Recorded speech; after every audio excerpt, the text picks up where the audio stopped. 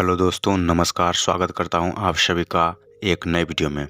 आज हम आप सभी को हिस्ट्री के टॉप 10 क्वेश्चन को लिया हूं जो बहुत ही ज़्यादा पूछे जाने वाले हैं। और आप यहां प्रश्न देख भी सकते हैं कि संविधान की आत्मा किसे कहा जाता है। तो आप यहाँ ऑप्शन देख सकते हैं क्या क्या है। और दूसरा प्रश्न है, महात्मा गांधी के राजनीतिक गुरु कौन थे।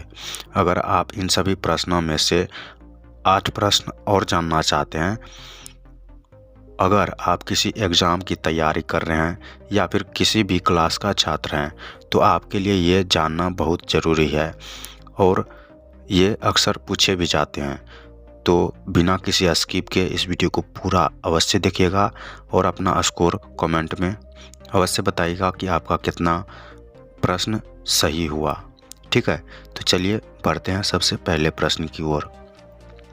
आपका सबसे पहला प्रश्न है, संविधान की आत्मा किसे कहा जाता है। तो आपका पहला ऑप्शन है भीमराव अंबेडकर को। आपका दूसरा ऑप्शन है संवैधानिक उपचारों के अधिकार को। तीसरा ऑप्शन है महात्मा गांधी को। तो आप अगर इन प्रश्न का जवाब जानते हैं तो कमेंट में अवश्य बताइएगा। फिलहाल मैं इस प्रश्न का जवाब देता हूं। तो इस प्रश्न का सही जवाब हो जाएगा option number B. Option number B, संवैधानिक उपचारों के अधिकार को। ठीक है, तो संविधान की आत्मा किसे कहा जाता है, संवैधानिक उपचारों के अधिकार को। ठीक है, चलिए बढ़ते हैं अगले प्रश्न की ओर। तो आपका अगला प्रश्न है, जैन धर्म के 24वें तीर्थंकर कौन थे। तो आपका पहला ऑप्शन है धर्मनाथ, दूसरा ऑप्शन है शांतिनाथ, तीसरा ऑप्शन है महावीर स्वामी और चौथा ऑप्शन है स्वामी विवेकानंद। ठीक है, तो इनमें आपका सही जवाब हो जाएगा। आपको अगर इनका सही जवाब पता है तो कमेंट में अवश्य बताइए। और इस प्रश्न का जवाब सही हो जाएगा option number C. Option number C, Mahavir Swami. ठीक है, चलिए बढ़ते हैं अगले प्रश्न की ओर। तो अगला प्रश्न है, गायत्री मंत्र की रचना किसने की थी। ठीक है, तो आपका पहला ऑप्शन है विश्वामित्र ने, दूसरा है गोविंदा ने, तीसरा है स्वामी विवेकानंद ने और चौथा है स्वामी दयानंद जी ने। ठीक है, अगर आपको इस प्रश्न का सही जवाब पता है तो आप ज़रूर कमेंट में बताइए। ठीक है, इस प्रश्न का फिलहाल जवाब हो जाएगा option number A. Option number ए, विश्वामित्र ने। ठीक है, तो चलिए बढ़ते हैं अगले प्रश्न की ओर। आप अपना स्कोर कमेंट में ज़रूर बताइएगा आपका कितना प्रश्न सही हुआ। ठीक है, अगला प्रश्न है आपके सामने, भारत में पहला समाचार पत्र किसने शुरू किया था। ठीक है, तो आपका पहला ऑप्शन है लाल बहादुर जी ने, दूसरा है सैयद अहमद खां जी ने, तीसरा है सुंदरलाल जी ने और चौथा है इनमें से कोई नहीं। तो आप अगर ये जानते हैं कि भारत में पहला समाचार पत्र किसने शुरू किया था तो कमेंट में अवश्य बताइए। चलिए इस प्रश्न का फिलहाल मैं जवाब देता हूँ। तो इस प्रश्न का सही जवाब हो जाएगा option number B. Option number B, Syed Ahmad Khan. ठीक है, चलिए बढ़ते हैं अगले प्रश्न की ओर। तो आपका अगला प्रश्न है, महात्मा गांधी के राजनीतिक गुरु कौन थे। तो आपका ऑप्शन है श्यामलाल, दूसरा है मोहम्मद भागवत, तीसरा है ललित शर्मा और चौथा है गोपाल कृष्ण गोखले। ठीक है, तो इस प्रश्न का सही जवाब क्या होगा, आप अगर जानते हैं तो कमेंट में बताइएगा। ठीक है, फिलहाल मैं इस प्रश्न का जवाब देता हूँ। तो इस प्रश्न का सही जवाब हो जाएगा option number C, Lalit Sharma, sorry Krishna Gokhale होगा।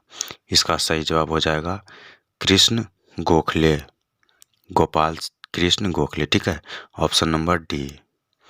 चलिए बढ़ते हैं अगले प्रश्न की ओर। तो अगला प्रश्न है आपका, फतेहपुर सीकरी की स्थापना का श्रेय किसे जाता है। तो आपका पहला ऑप्शन है गोपाल दास को, दूसरा ऑप्शन है शिवम सुंदरम को, तीसरा ऑप्शन है अकबर को और चौथा ऑप्शन है इनमें कोई नहीं। तो आपका इनमें सही जवाब क्या होगा कमेंट में अवश्य बताइएगा। चलिए इस प्रश्न का फिलहाल जवाब देते हैं। तो इस प्रश्न का सही जवाब होगा ऑप्शन नंबर सी, अकबर ने। ठीक है, तो फतेहपुर सीकरी की स्थापना का श्रेय किसको जाता है? तो अकबर को जाता है। ठीक है, चलिए अगले प्रश्न की ओर। अगला प्रश्न है आपका, स्वतंत्र भारत का पहला गवर्नर कौन था? ठीक है, तो आपका पहला ऑप्शन है रजपाल जी, दूसरा ऑप्शन है राजू श्रीवास्तव जी और तीसरा है शंकर सिंह, चौथा है राज गोपालचारी जी। तो आपका इनमें कौन सा जवाब होगा कमेंट में बताइए। ठीक है, फिलहाल इस प्रश्न का सही जवाब हो जाएगा option number D, Gopal Rajagopalachari. ठीक है, स्वतंत्र भारत का पहला गवर्नर कौन थे? राजगोपालचारी। ठीक है, चलिए बढ़ते हैं अगले प्रश्न की ओर। तो अगला प्रश्न है आपका, वंदे मातरम गीत के लेखक कौन थे? ठीक है, तो आपका ऑप्शन है बंकिम चंद्र, दूसरा है बालचंद्र, तीसरा है शुभम, चौथा है इनमें कोई नहीं। ठीक है, तो इनमें आपका सही जवाब कौन सा होगा कमेंट में बताइए। चलिए इस प्रश्न का सही जवाब जानते हैं। तो इस प्रश्न का सही जवाब है option number A, option number A Bankim Chandra. ठीक है, बंकिम चंद्र।